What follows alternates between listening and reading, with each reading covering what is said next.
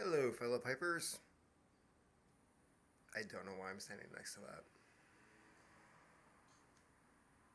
Anyways, so I was meaning to make this video last night, and it has to do with a couple of things I talked about on my birthday video. And one of them was the prospect of starting to write again and things that I wanted to do. So, last night I went online when my computer let me. I have a really old Asus, and this should tell you how old it is. Like, I connect to the internet, and the fan, yes, it has a fan, immediately kicks on, and everything takes forever to load. So, after waiting for all the hamsters and gerbils inside, who are like ancient now, to get the motors running and getting online, I went on Amazon, cleaned up uh, my list of books that I have available on there, took some things off of Smashwords because that has been zero lucrative at all. Uh, and figured I would just stick to the Amazon platform for whatever future projects I do. Now, as for future projects, I was contacted a few days ago via email by a publisher that I I would say I had a temporary relationship with. They never ended up publishing any of my stuff, but we did go back and forth, and we did talk about different things that uh, could possibly be done. And uh, anyways, at the very end, they decided to pass on the work that I had turned in. But a couple days ago, they contacted me and said, "Hey, cleaning out some old email, and by the way, are you still writing?" So I got the impression that they are looking for content and um, are still interested in working with me.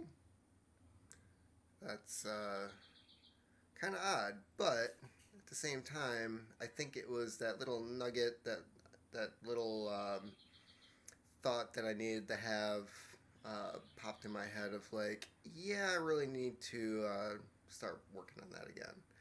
So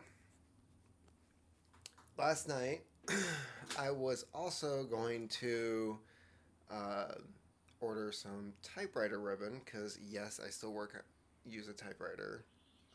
That's actually fairly new for me. Most of my stuff was written straight on the computer, and I feel like that's part of the reason why the content's not as good as I would like it to be. But I did not put an order in because you can still buy ribbon. It's everywhere on eBay. You can buy brand new typewriter ribbon that is still being produced. And I did not put the order in, and I got an email from website estatesales.net. I was flipping through the pictures, and there was one estate sale today that had 5 different typewriters. Long story short, I went there 4 hours after it started. All the typewriters were gone, but nobody bought any of the typewriter supplies that the couple in question whose estate was being sold had stockpiled. Like, apparently back in 1990. So, um, this is the pile of stuff that I got, not including the typewriter. Ribbon.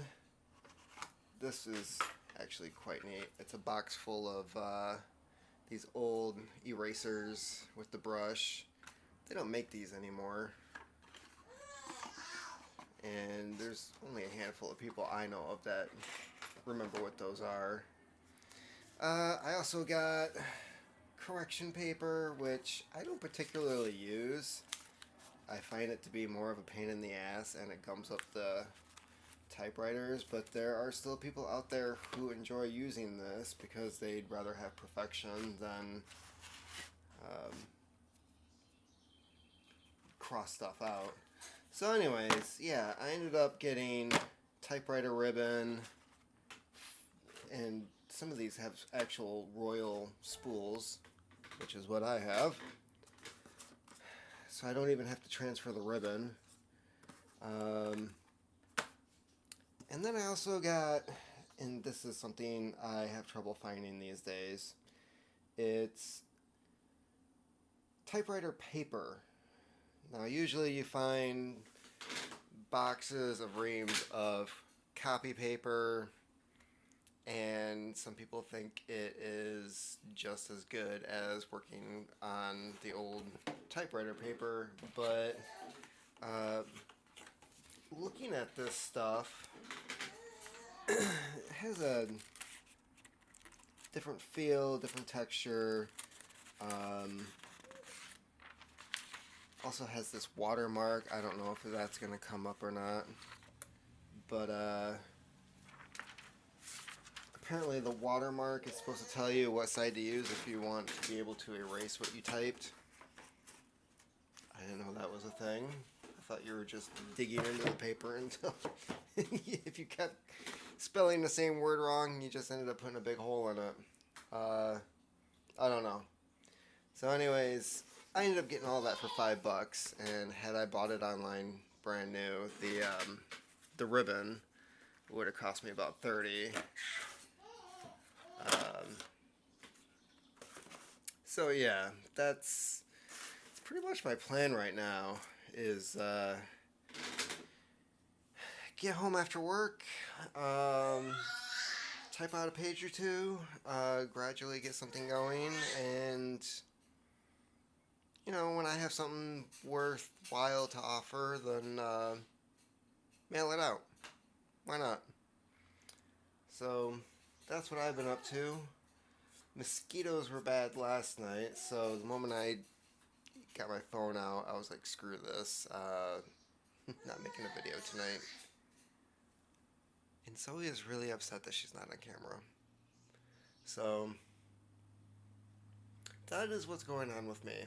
I'm also almost at 100 subscribers, which is something I really haven't been keeping track of, but the last time I saw I was at 95. Who are you people? Why are you watching me? And I'm like 10% of Gribbly and 1/1000th of Derek Tant. And then there's Mutton Chop Piper, who's like the deity? Because Derek's like the mayor, but Mutton Chop, he's got to be like the patron saint, the local Taoist pipe smoking deity. You know, he's like the Lao Tzu of pipe smoking. And,